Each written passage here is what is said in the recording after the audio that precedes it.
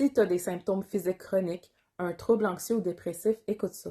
Chaque fois que quelqu'un me parle de ces problèmes-là que j'ai listés, j'essaie souvent de glisser un mot sans m'attarder là, sur l'importance de la régulation du système nerveux dans le rétablissement. Puis en général, les gens se sentent tellement pas concernés, là. Je reçois des réponses comme ouais, mais moi, c'est pas pareil, c'est un problème physique. Ouais, mais moi, c'est hormonal. Oui, mais moi, c'est un problème cutané. Oui, mais moi, c'est chronique, mon anxiété.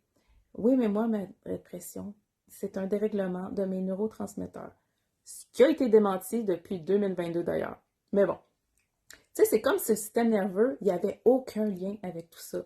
Puis là, je leur parle même pas de l'influence du système limbique pour pas me faire accuser de croire que leurs symptômes sont dans leur tête. Puis, en passant, un symptôme, c'est jamais imaginaire, mais le cerveau, ben, il est toujours impliqué quand même. Bon, la réalité, là, c'est que le système nerveux, il influence absolument tout dans le corps. Il n'y a aucun système qui fonctionne indépendamment de lui. Si on prend le nerf vague, par exemple, c'est un des nerfs les plus importants puis certainement le plus étendu du corps humain. Il relie directement le cerveau aux organes internes, le cœur, les intestins, les poumons, le foie, etc., puis il influence beaucoup de fonctions physiologiques. La fréquence cardiaque, la respiration, la digestion, les réflexes de toux et de vomissement, la réponse inflammatoire, la détente, puis il y en a aussi plein d'autres.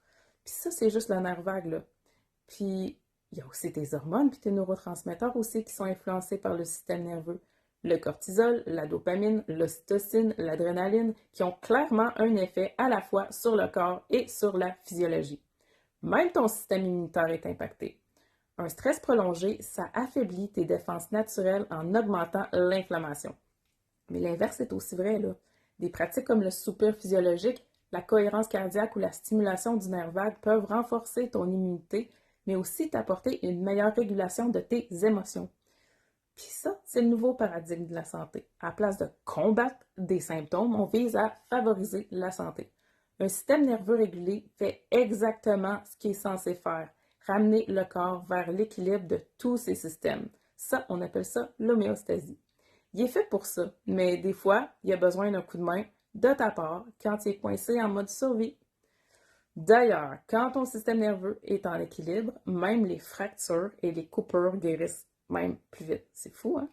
Fait que, au lieu d'essayer juste de calmer ou combattre des symptômes, on vient travailler avec le système nerveux pour lui redonner sa capacité naturelle à ramener la santé physique et mentale. Parce que c'est ça sa job.